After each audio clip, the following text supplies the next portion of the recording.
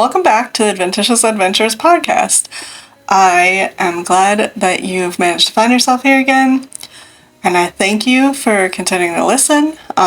Please share this with others. I would love to, have more people experience this story because it really means a lot to me, and it was really fun, and I feel like it was enjoyable. So I hope that other people can find that as well. And as always, if you are liking what you're listening to, let me know, actually, because that'd be great. And I can know what to change or if things are going well, that kind of thing. And you can also, find this story in other places. One of them being these episodes are all on YouTube. Also, all of the written episodes from our campaign are all uploaded on WordPress.com under the same name as this channel. So you definitely have choices of how you can experience it in the way that you like. Last episode focused on Inara and Malvis and what they experienced after leaving the party and following Anya. Stopping in another town, they caused some trouble, and Malvis met someone like him who criticized his choice of patron and who in turn disciplined him for failing. Trying to get to a portal that could lead to the lands beyond, they were stopped by a party of Shatterkai, but were saved by an elven man, who turned out to be Inara's father.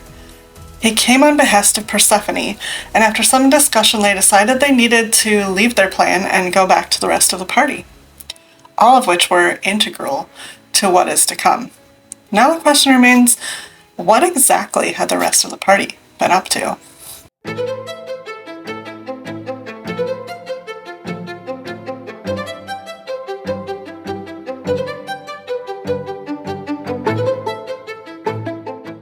The story picks up with Mitram and Stephanie, who have been confronted by Bill and Princess Alexa and asked for their help. Alexa says that she needs people that she can trust, and when pressed for more information, tells them that she wants to sabotage the New North and their plans. Mitram thinks it over for a while, but eventually tells her that he does not believe that he can come. Alexa seems saddened by this news, handing him a scroll that tells the location of different bases of operation, in case he changes his mind. Mitram asks how everything is going in the north, and Alexa tells him it is not good. The promises of the New North were all a lie, and instead they are a ruthless and dangerous bunch who have terrified the land. Mitram is saddened and worried to hear this, but not really surprised. Alexa asks about the rest of the party, specifically about Inara. Mitram tells her about Rick leaving and says he is not sure about where Inara is at the moment, but explains that she recently found her mother. Alexa seems happy about this, as Mitram tells her also about the peoples who have come and their claims of peace and exploration. Seeing this as a potential help for her cause, Alexa says that she wishes to go and meet with them. Bill looks to Mitram, asking if it is safe, he answers saying, as far as he has seen, it should be. Meanwhile, Chop is still talking to the leader of the other land's peoples, Valden. After asking if he is related to Malvis, which he says he is not, she tells him she cannot help him advocate for them. She says she has never really left her village until a few months ago, so is still learning about the world around her. Valden accepts this, assuring her they have good intentions, but is understanding of her reasons. Just then, they notice the advancing group of people. Two of the group, a male and female tiefling, approach Chop, telling her they overheard her mention the name Malvis. They introduce themselves as Arman and Zakiti, and tell her that they have a son named Malvis, and asks if she knows him. Chop answers that she does, but that in her opinion, he is a bastard and a terrible person. They seem to be disappointed, but not at all surprised at her answer, saying he had been banished from their kingdom and has obviously not changed his ways. They ask if there's any good to be found within him, and instead of highlighting the things that he has done to help others, Chop begins to list his faults. Once more expressing disappointment, his parents lament that they had hoped Malvis had grown, but they see that he apparently is just an utter disappointment. They then ask if he is there. Chop says she is not sure, but the last she had heard was that he had entered the vessel he usually carries, just as the party needed help. Shaking their heads in disgrace, Armand and Zakini tell Chop it is best that Malvis is not here. They had been summoned to meet the people of the other lands, but that they could go the rest of their lives without seeing their son again. At this point, Mitchum appears with the group he had found, and Hobbs finds them as well, after finishing his bath. He asks where Malvis and Inara are, but no one seems to know. Chop answers that she had just met and was talking to Malvis's parents, but they seemed to be not happy at learning about him. Mitchum decides that perhaps Hobbs and Chop can go and search for them, as he takes the princess to meet with Valden. Chop agrees, going off saying she is going to find Inara, but really does not care what Malvis is up to. As they leave, Mitchum approaches Valden, who is still in conversation with a tiefling couple Mitchum assumes must be who Chop had been talking about. Not wanting to interrupt, he waits until they move away to finally address the man. Valden notices the small group and comes over to them, and Mitchum introduces them. Alexa, not giving her actual title. She tells Valden that she needs his help, and after discussing it for a moment, they decide to head to his tent to talk in private. Mitchum decides to let Bill protect the princess, and instead keeps watch just outside.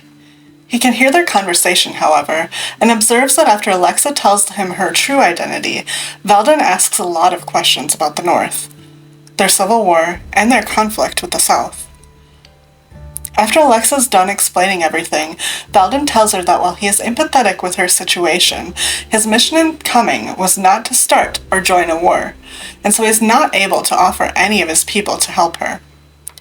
However, he does extend an invitation to stay in their midst and talk with the gathered nobles and see if any of them can offer her support. While this is happening, Chop and Hobbs have gone back to the inn to see if they can find any signs of Inara and Malvis. The inn is very crowded now, however, and they are not able to find anything even with Hobbs casting guidance. Chop mentions that last night it had seemed like Anya had just disappeared, and perhaps Inara went to go find her. However, they do not know where she went either. Not getting anywhere, Chop suggests they go to the bar for a drink. She gets an ale while Hobbs requests a hangover cure before asking the man behind the bar if they had seen Inara. After giving him a pretty shoddy description, the man tells them that he did see her leaving early that morning with an older woman, rushing out and heading north. Hobbs and Chop finish their drinks and then decide to follow the lead, heading up a small hill, Hobbs voicing his concerns for Chop drinking so early in the day as they go. They encounter some villagers and ask if they have seen Inara, giving the same horrible description. The villagers say they do not know anything about a person like that, but they should go ask old Johnny, pointing out an elderly man standing not far away.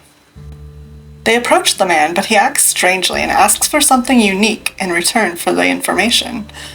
After offering some other things, Hobbs pulls out the fog orb that he had bought back in Meering. Old Johnny looks at it for a moment from different angles before licking it, and then declaring it worthy of his price. He tells them he has seen Inara, and that she went to a wagon and left. The older woman speaking of danger. As he points in the direction they left, Hobbs asks him how long ago it was, to which he answers it was barely morning. Hobbs also asks if there was a tiefling man with them, but old Johnny says no. Chop scoffs at him even caring, which makes Hobbs answer that he saw in the stars that Malvis has a great part to play in things that are to come. Seeing that old Johnny has nothing more of import to tell them, Chop and Hobbs head back towards town. They find Mitchum talking to Princess Alexa and tell him what they had found. Chop, not having met the princess and misunderstanding, asks Mitchum if this is his side piece, before finally being introduced. As the awkwardness begins to fade, old Johnny appears once more, followed closely by a man dressed professionally and seeming out of his element. The man says that he is looking for Chop and introduces himself as Stefan. Before saying anything else, he gives the party a coin bag, saying it is a token from his employer, who is requesting an audience. Chop turns to Mitchum asking if they should go, and he answers that he is not sure, but it is intriguing. Before they fully decide to leave, however, Mitchum turns to Princess Alexa and tells her that while he cannot help her in the north, he can be a sort of diplomat for her, amassing support that he can. He requests a seal to show that he is truly who he says he is, and as she gives it to him, she bids goodbye. She tells him if he sees Malvis to, but cuts herself off instead, saying to tell Inara that she misses her. Mitram then turns to Stephanie, asking her if she could help the people of the North. Would she? She obviously answers that she would, and he tells her to go with Princess Alexa and help her. Stephanie hesitates, telling him she has enjoyed being with him and hopes they will reconnect, before following Alexa and Bill away from the rest of the party. Now a much more preferable number, the party follows Stefan away from the city to a wagon and get inside. As they're traveling, Stefan asks Chop many questions about her life and how she came to be where she is. The party questions why they would necessarily be asking for Chop specifically, and he answers that she has gotten herself a bit of a reputation, and that she is rather suited for the job his employer is asking them with. Stefan also talks a little about his employer, saying he is rough around the edges to prepare them. A little while later, they feel the wagon stop. Stefan leaves, the rest of the party following, once outside realizing they are in the middle of the woods. Stefan disappears amongst the trees, and the rest have no other choice but to follow. After a small hike, the trees seem to part, revealing a camp where a group of 20 or more men are gathered, training or preparing for battle. Still following Stefan, he leads them through the camp towards a tent. Telling them to wait while he sees if his employer is ready, he goes inside for a moment before reappearing, letting them know they are welcome to follow. Entering the tent, the party is met with a large, imposing man. He introduces himself as Rodrigo before offering them something to drink. Once that is taken care of, he shows them a chest with a sizable amount of coin inside. 1,500 gold to be exact. Rodrigo tells them he has asked them there to request their aid for the New North. He goes on to explain that they have no desire to have anything to do with the South, even though they are currently stationed within. He also tells them that there's a leader in the South who is sympathetic to the North, who they wish to have disappear. He says it does not matter what happens to the man, but just to see that he is not there to influence the people anymore. Rodrigo also vehemently claims that the old king was weak and pathetic, and that he wants what is best for the people. Eyeing their reactions, he also tells them that he knows that the princess is here, somewhere in the south, and that he will give them 10,000 coin for information about where she is. After hearing all of the requests, Hobbs answers that they will take the job, however they request half of the money up front. Rodrigo agrees to the terms and tasks Stefan with plying them with 750 gold and transportation to Wolfwater. The party follows, not daring to say anything else, and loads up on a cart headed away from the camp and the city they had been in. While they are traveling, they discuss what has just happened. They are in agreement that they are not truly going to help the New North, but if the men are as bad as they have heard, they need to come up with a plan. Chop seems confused about what is going on, and Mitram explains to her about how the Civil War in the North happened. Listening, she says perhaps they should go to the leader and explain to him exactly what is going on. As they're debating this idea, the party suddenly hears the driver make a sickening moan. Looking in the front, they see that there's an arrow sticking out of the man's chest, and he is obviously dead. The party is able to stop the horses, but before they are able to all make it off of the cart, they are attacked by a group of hobgoblins. These creatures look different from the normal ones, and much to their surprise, cast fireball in the party's direction. Hobbs, who is slower to get off the cart, takes much of the damage, being knocked out. Chop puts up a decent fight, but is quickly taken out as well. Mitram, using his training, blends in among the trees and is able to put up a decent defense against the hobgoblins, who seem to be distracted that the girl they are looking for is not among the party. Mitram eventually moves up to help Chop, making himself finally visible to the hobgoblins, but it does not matter. He ends up taking out all of the foes, strategically using the forest as cover. After the battle, Chop and Mitram reconvene and look to find Hobbs. However, turning back to the cart where he was last seen, they see nothing but ash.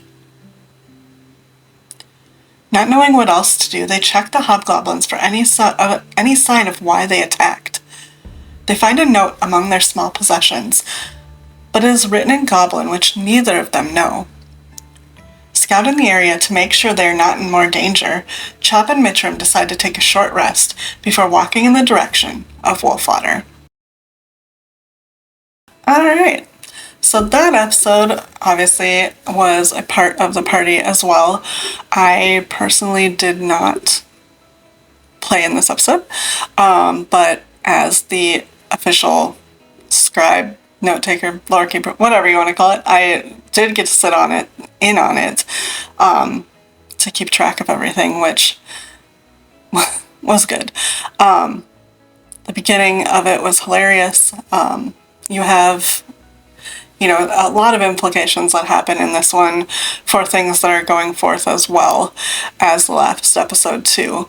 I mean, you have a little bit of backstory that you learned about Malvis. Obviously his family is some people important, but they obviously don't have high thoughts, regards for him, and,